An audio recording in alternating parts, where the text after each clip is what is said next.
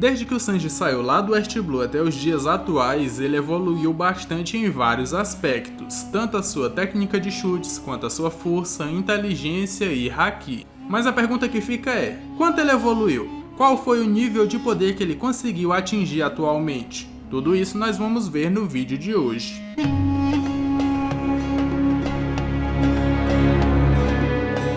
Fala galera, meu nome é Lucas, eu sou o apresentador desse maravilhoso canal de One Piece. As redes sociais do canal estão aqui embaixo na descrição para quem quiser seguir lá e acompanhar os bastidores aqui do canal.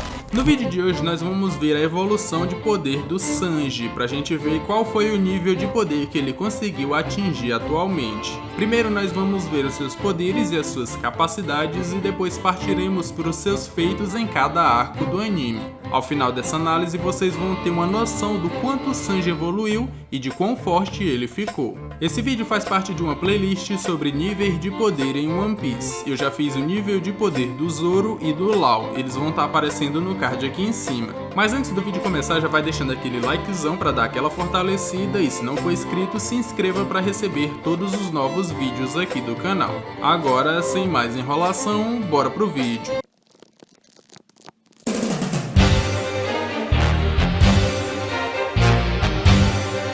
Existem inimigos que não se pode vencer somente com a força, necessita-se de um algo a mais, e nesse quesito o Sanji tá bem preparado. Ele já salvou os Mugiwaras de diversas situações que não necessitaria somente da força, mas sim de inteligência e estratégia. Lá em Little Garden o Sanji interceptou uma ligação do Mr. Zero pro Mr. Tree, querendo informações sobre a execução dos Mugiwaras. Ele, sem saber muito bem o que estava acontecendo, se passou mesmo assim pelo Mr. Tree e deu informações falsas para o Shichibukai, para que ele não mandasse mais reforços para a ilha. Ele também encontrou um Eternal Pose que levava diretamente para Alabasta, resolvendo o resto dos problemas dos Mugiwaras que já tinham derrotado o Mr. Tree e os outros. Já em Alabasta, os Mugiwaras foram presos em uma cela de Kairoseki e iam ser mortos afogados. Se passando pelo Mr. Prince, o Sanji atrai o Crocodile e a Robin para fora do cassino e usa o Chopper de isca para atrair ele mais para dentro da cidade. Assim ele pôde destruir a ponte que levava para o cassino e teve tempo suficiente para derrotar todos os crocodilos gigantes e assim salvar os Mugiwaras. Já em Skype, o Sanji foi inteligente o suficiente para saber que não conseguiria vencer o Enel. Quando ele e o Sop invadem a Arca Maxim para resgatar a Nami, ele danifica toda a arca por dentro para assim manter o Enel ocupado enquanto o Sop e a Nami fugissem. Outro momento também de grande inteligência do Sanji foi quando ele percebeu que a Robin estava mentindo quando ela disse que queria deixar o bando e que só usou todo mundo para se manter segura, quando na verdade o que ela queria era o contrário, ela queria continuar navegando com os Mugiwaras. Como ele sabia qual era o horário que o trem do oceano iria partir para Enies Lobby, ele conseguiu se infiltrar para tentar resgatar a Robin. Ele também deixou um recado e um Dendemushi para trás, dizendo sobre tudo que ele iria fazer e que manteria todo mundo informado pelo Dendemushi bebê. Já no final de Enies Lobby, com toda a CP9 derrotada, os Mugiwaras ainda precisariam fugir do Buster Call da marinha, e eles não tinham mais um navio de fuga porque ele foi destruído. É nesse momento que o Going Meri aparece e os Mugiwaras finalmente têm uma carona para sair dali. Só que um naviozinho daquele tamanho não conseguiria fugir de uma frota inteira de navios, isso se não fosse pela genialidade do Sanji. Na Batalha da Ponte da Hesitação, o Sanji percebeu que eles não conseguiriam fugir de toda aquela frota, então ele foi até a sala de comando dos Portões da Justiça e fechou os portões. Isso criou redemoinhos que bagunçaram a frota de navios da marinha, porque eles não conseguiam mais se controlar e nem mirar no Going Meri. Foi com a orientação da nossa navegadora que os Mugiwaras conseguiram pegar um caminho onde os redemoinhos não atrapalhassem eles, e só assim eles conseguiram fugir.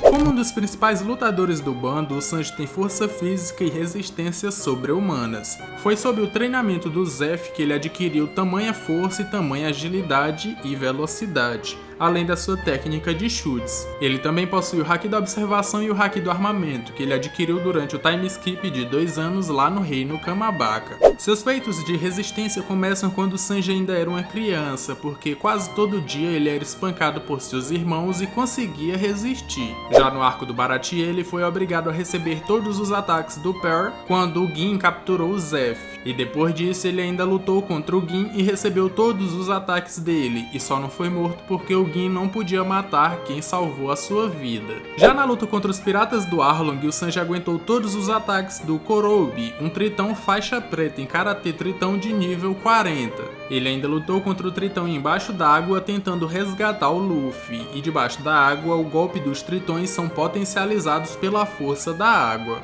Ele aguentou tudo isso sem o tritão dar a chance para que ele pudesse voltar à superfície para respirar. Ele aguentou também a queda de pressão brusca quando o tritão levou ele a alta velocidade para o fundo do mar. Essa queda de pressão brusca faz com que os órgãos humanos sejam destruídos, mas o Sanji conseguiu resistir e, usando a sua inteligência, ele soprou na guerra do Tritão e conseguiu voltar à superfície. Lá em cima ele derrotou o Tritão sem nem ao menos dar a chance para que ele pudesse revidar, e assim ele pôde voltar lá na água e quebrar a pedra que estava prendendo o Luffy. Outro grande feito de resistência do Sanji foi ter conseguido resistir a um poderoso El Thor do Enel, antes mesmo de se recuperar de já ter sido derrotado pelo próprio Enel. Agora, quando se trata de velocidade, o Sanji sempre foi muito rápido. Desde o começo ele já conseguia acompanhar e rivalizar com usuários de Rokushiki, tanto em força quanto em velocidade. No seu treinamento de 2 anos no time skip lá na ilha de Kamabaka, ele ficou ainda mais rápido, porque ele sempre tinha que fugir dos Okamas. Já em Holy Cake ele foi veloz o suficiente para desviar de uma bala de Jujuba atirada pelo Katakuri. E quando foi para salvar Chiffon, ele foi rápido o suficiente em seu golpe para que nem o Daifuku e nem um Pound percebesse quem foi que atacou.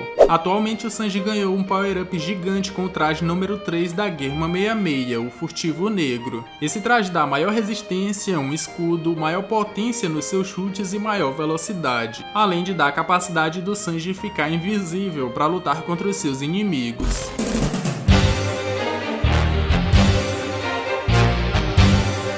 Quando se trata de força, no caso do Sanji, a gente tem que falar essencialmente da sua luta com os pés. Como ele é um cozinheiro, as suas mãos só podem ser usadas na cozinha. Para os seus inimigos, o que sobra é só chutão na cara. O Sanji possui uma força absurda em suas pernas. Ele pode chutar e destruir vários tipos de materiais, como por exemplo pedregulhos e metais. Ele também tem força para levantar coisas que pesam toneladas só com um chute, e a gente pode citar os monstros marinhos, por exemplo. Eu também não poderia deixar de citar o poder que os chutes do Sanji têm para reconstrução facial.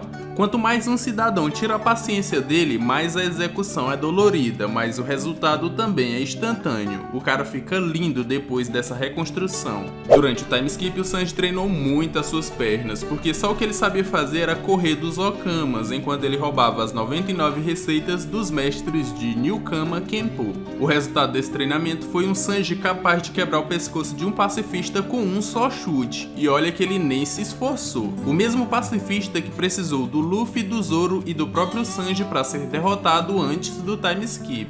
Seus chutes também têm a potência para amassar a cara do Yonji, o irmão mais novo do Sanji, que foi modificado geneticamente para ter um esqueleto muito mais forte do que os humanos normais. Ele também foi capaz de aprender o Geppo da CP9, e agora ele pode usar tanto no mar com o nome de Blue Sky para ele meio que nadar mais rápido, e no ar para que ele possa voar, com o nome de Skywalk. Um detalhe é que ele dominou tanto essa técnica que ele pode até carregar mais de uma pessoa consigo enquanto ele voa. A maioria dos ataques do Sanji são nomeados com nomes de comidas típicas da França, então vamos lá conhecer alguns dos ataques que eu separei aqui. O Mutu Chateau é uma sequência de chutes que o Sanji dá no adversário e que no final ele joga ele pra longe voando. O Anti-Manner Kick Close é um ataque que o Sanji dá em 180 graus, normalmente em criaturas gigantes, para desestabilizá-las ou levantá-las. Geralmente ele só precisa de um golpe para derrotar o monstro. O Konkace é um ataque em que o Sanji pega impulso girando para que ele possa acertar com toda a sua força o calcanhar no adversário.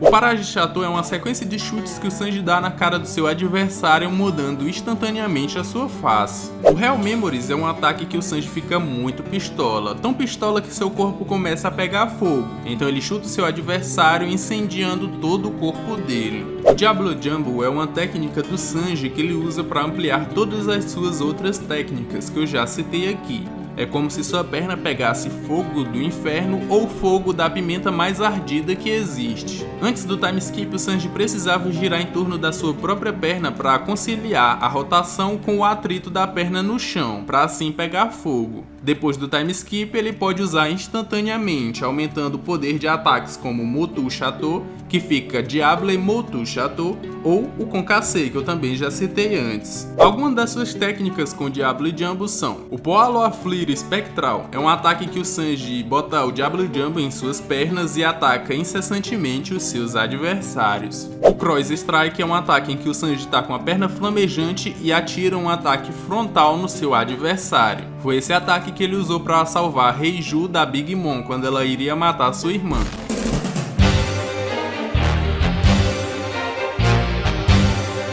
No Baratie, o Sanji recebeu todos os ataques do Pearl e depois lutou contra o Gin, e recebeu também todos os ataques dele, e ele conseguiu resistir a todos esses ataques. Já no Arlong Park, ele lutou contra o Korobi e aguentou todos os seus ataques, tanto na superfície quanto no mar. E no final ele derrotou o Tritão sem nem dar chances para ele revidar. Já em Alabasta ele conseguiu enganar o Crocodile 2 vezes, e quando ele lutou contra as transformações do Bon Clay e o seu Okama Kenpo, ele conseguiu vencer também.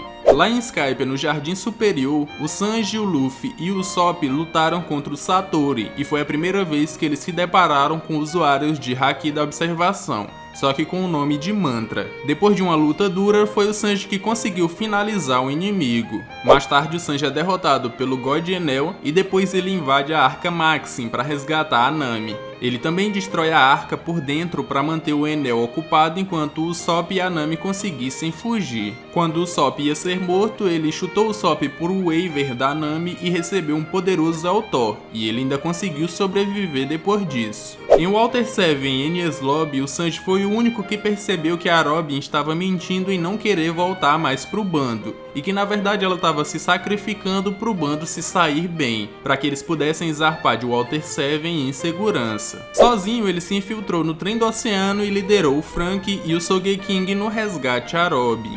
Já na ilha judiciária, o Sanji lutou contra a Califa, mas mesmo ele sendo mais forte e mais veloz do que ela, seu código de conduta de nunca chutar uma mulher estava valendo ali, e ela se aproveitou disso e acabou derrotando ele. Mais tarde, quando o Sogeking ia ser morto pelo Diabura, o Sanji apareceu e salvou ele. Ele lutou contra o Diabura e conseguiu vencer com o Diablo Jumbo. Já no final do arco, quando os Mugiwaras precisariam fugir, foi o Sanji que fechou os portões da justiça para que eles tivessem uma chance de fugir com o Going Meri.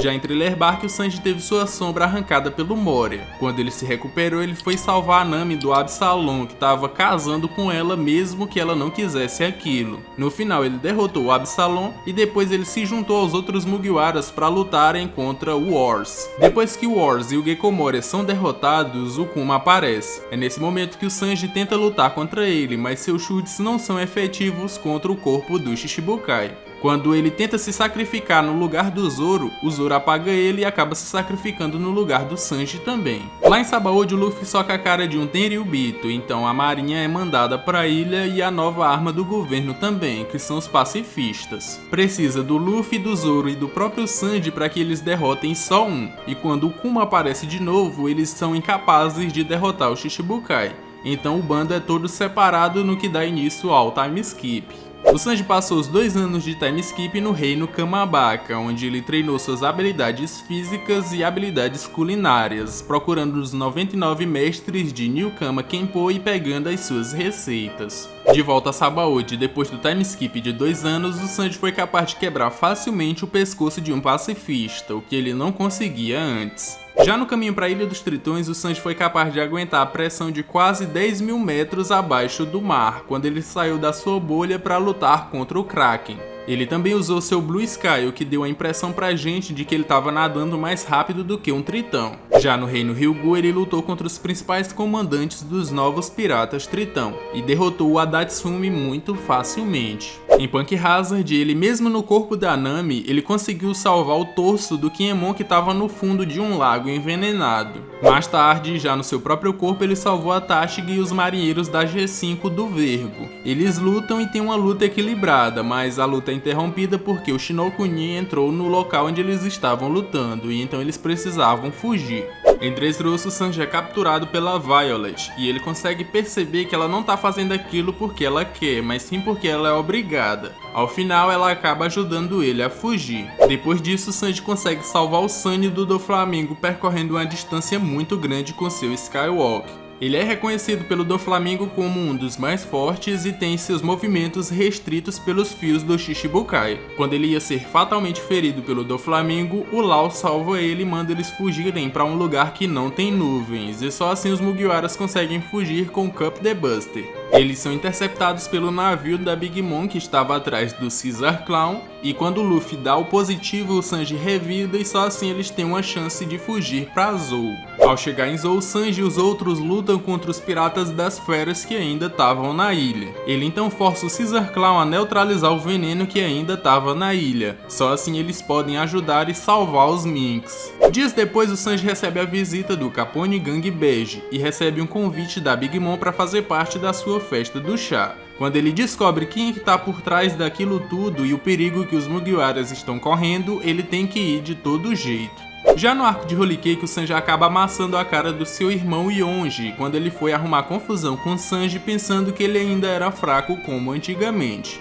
Mais tarde ele tem uma luta contra o seu pai e só perde porque ele se espantou com os métodos cruéis que seu pai trata os seus soldados. Depois disso ele chuta a cara do Niji porque ele espancou a Cosette, mas depois ele é espancado pelos seus outros 3 irmãos. Quando o Luffy aparece para resgatá-lo, o Sanji espanca ele de todas as formas e o Luffy fica lá parado sem revidar. O Sanji acerta um golpe nele que desmaia ele por alguns segundos, mas o Luffy prometeu ficar ali até ele voltar. Quando o Sanji descobre o plano da Big Mom para matar os V-Smokes e pegar tecnologia para ela, ele volta lá onde o Luffy e a gente tem o início de todo o plano para matar a Big Mom. No dia do casamento, o Sanji é rápido o suficiente para fugir de um tiro de Jujuba atirada pelo Katakuri. E quando a Big Mom ia matar a Reiju, ele impede o ataque juntamente com o Luffy. Quando a Big Mom está em seu estado de doença alimentar destruindo toda a ilha, o Sanji é obrigado a fazer um bolo de casamento para ela. Ele tinha decorado todos os ingredientes só pelo cheiro. Quando a Chiffon ia ser morta pelo Oven, o Sanji foi rápido o suficiente para acertar um chutaço nele sem que ele nem percebesse o que foi que o atingiu. Já no final do arco, depois que o Luffy sai do mundo dos espelhos logo após ter vencido o Katakuri, é o Sanji que salvou ele e consegue fugir da ilha com a ajuda de todos os seus outros irmãos. Já em um ano, o Sanji usa o traje número 3, o Furtivo Negro, para lutar contra o Page One, e ele não dá nenhuma chance pro seu inimigo.